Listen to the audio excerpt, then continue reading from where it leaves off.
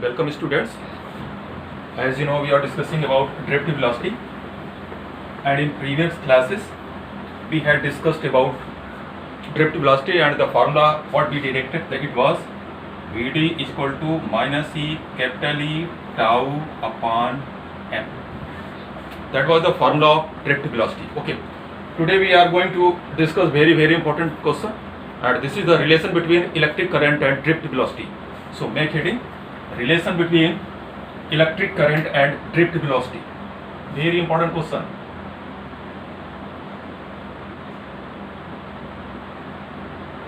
Between I and Vd.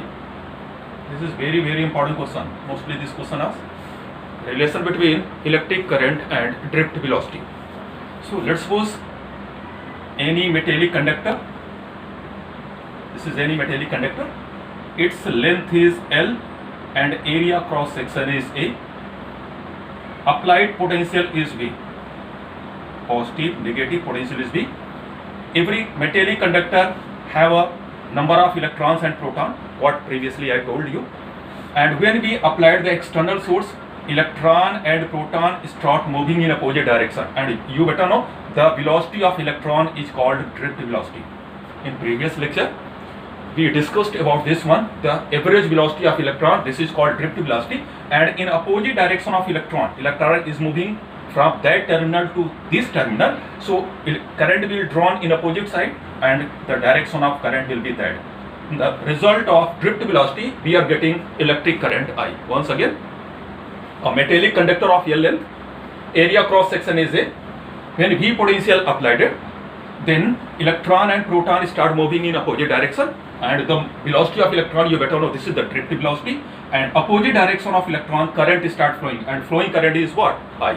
So formula, we know the formula, I is equal to Q upon T. We know the formula in 10th level, I is equal to Q upon T. What about formula for Q? The total number of charge, Q is equal to what? Ne into total volume, the volume of conductor, you better know. Let's suppose I ask which conductor contain more charge, this or this. Your answer will be this, because its length is L more as well as area, while its length and area is very less. It means number of charges will depend on volume as well. So total number of charge, you better know, Q is equal to Ne, and what are the total volume of conductor? It is what? Come on, El. So total number of charge that contained by conductor will be Q is equal to NeAl. This is the value of Q. And what value of time? Time is equal to, you better know, velocity is equal to distance upon time. Velocity is equal to distance upon time. So time is equal to distance upon velocity. There is the formula. Time is equal to distance upon velocity. So time is equal to what? A total distance from this to this terminal. Total distance is L. So it will be L upon velocity. The velocity of electron is what? Vd. Let's suppose this equation number first, and this is the equation number what? Second. Are you getting the point? Formula was very easy. I is equal to Q upon T. What a total number of charge in that one? Q is equal to Ne, and total number will be Ne, and total volume of available volume in conductor is what? Al. So it will be NeAl. Time is equal to distance upon velocity. So distance between two terminal is what? L, and velocity is Vd. So time is equal to L upon Vd. Putting the value from second into first, you will get exact answer. What we get here? I is equal to what value of Q? NeAl. NeAl upon time. What a time? L upon Vd. Time is equal to distance upon velocity, and distance is L. L will be cancelled out very easy way, and answer I is equal to NeAVd. This is the very important formula for you. This is the relation between electric current and drift velocity. Are you getting the point? This is the diagram for you. Conductor of length L, area A. When V potential applied, then electron gets drifted in opposite direction of electron, current start flowing. Very easy. I is equal to Q upon T. What a total number of charge in that conductor? It will be NeAl. Total number will be, let's suppose total number we can find by that. N dash is equal to NaL. That much number contained by conductor. Okay. So it will be NaL and into E quantization. Time is equal to distance upon velocity. We will put the value from second into first. I is equal to NeAl. NEAL divided by time is equal to distance upon velocity, and the formula become I is equal to NEAVD. This is very, very important formula. So this is all about your relation between electric current and drift velocity. Okay, so note down the formula, and formula is very important. I is equal to NEAVD. Very, very important formula. Okay, so this was our first question. Our next heading is deduction of Ohm's law.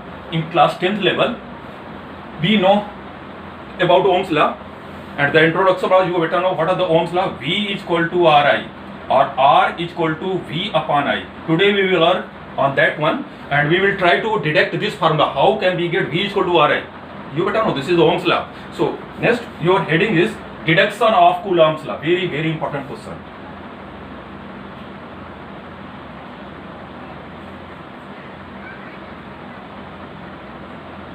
Sorry, not Coulomb's law. Deduction of Ohm's law. Deduction of Ohm's law. This is very, very important question. Deduction of Ohm's law. So again we will work on same way. This is the conductor. Length of conductor is L. Positive, negative. The velocity of electron is drift velocity Vd. You better know. The area cross section is A, and the potential applied at external potential is what? V. This is all about the diagram. Okay. As like in previous question. So we know the formula, and the current start flowing in opposite direction. That is the current. So what is the formula? Just we got it. I is equal to NEAVD. Equation number first. You better know. This is the relation between electric current and drift velocity. Are you getting the point? But in previous lecture, we got the formula about drift velocity. What about the formula for drift velocity? V is equal to minus E, or you can ignore the minus, E capital E tau upon M. Are you getting the point? This is the formula of drift velocity. Okay, but we know that E is equal to V upon R. We know the formula. Electric field is equal to potential upon distance. So we can modify. So what we get here? Because our aim is V is equal to Ri. V is equal to Ri. Anyhow we have to get V is equal to Ri, or V upon I we will get. Okay. So we are trying to convert the electric field into potential. So what do we modify it? So E is equal to what a potential applied at? V upon R. Here distance is what? L. So we can modify the formula E is equal to V upon L by that one. So what is this modification? Vd is equal to small e, capital E is V upon L into tau upon what? M. This is equation number second. Very easy. In the place of E, we can write V upon L. Are you getting point? Right that way. E is equal to V upon L. Okay. Now, putting the value from second into first, what we get here? I is equal to NEA. What a value of Vd? Vd value is E V tau upon ml. E V tau upon ml. E V tau upon ml. This is the value of what? Tau. Okay. Now modify it. I is equal to N E into E. E square A N E square A V tau upon ml. Very easy. We can modify it. Okay. Our aim is R is equal to V upon I, because this is Ohm's law already taught in class 10. So we can manage it in the form of V upon I. So what will be V upon I? So V upon I could be written as V upon I is equal to ml upon N E square A tau. Are you getting? V, this is V and this is I. V upon I is equal to ml upon N E square A tau. It will go down. So you will get this one. mLNEA tau. This remain constant, and you should know that this is the resistance. Very, very important point. So this is the value of resistance. So put R is equal to ml upon NE square A tau. Many times this question asks, prove that R is equal to ml upon NEA square tau, because all time this quantity remains constant, so it could be substituted by resistance R. So we can substitute it. What we get? V upon I is equal to what? R. This value is represent the R. So we will get V is equal to Ri, and you better know this is called Ohm's law. Are you getting the point? Once again, a L length conductor, area A, V potential applied it, electron and proton gets dictated, result as an electric current. The formula I is equal to NEAVD. This is question number first, already taught. But we know the value of V is equal to E capital E tau upon M in previous lecture. So put the value, modify it. E is equal to V by L. So we will get drift velocity is equal to E V tau upon ML. Putting the value from second into first, we will get I is equal to NEA E V tau upon ML. Okay, in the place of VD, you will put this one. Modify it. I is equal to NE square. V upon I, because our aim is V upon I is equal to R. So when you manage it, V upon I is equal to, it will ML upon NE square A tau. So what we get here, this is called, this whole quantity remains constant, and this is called what? Resistance. In the place of that, we put R. So V upon I is equal to R. So V is equal to Ri. So our next important topic will be R is equal to ML upon NEA square tau. And one thing you notice here in class, already taught in class 10, you can see there R is proportional to L and R is inversely proportional to A. Are you getting the point? There are two factors on which resistance depend. You better know R is proportional to L and R is inversely proportional to A. Okay, so this is all about your relation between electric current and drift velocity and deduction of Coulomb's law. Okay, deduction of Ohm's law by drift velocity. And you better know here tau is called relaxation time.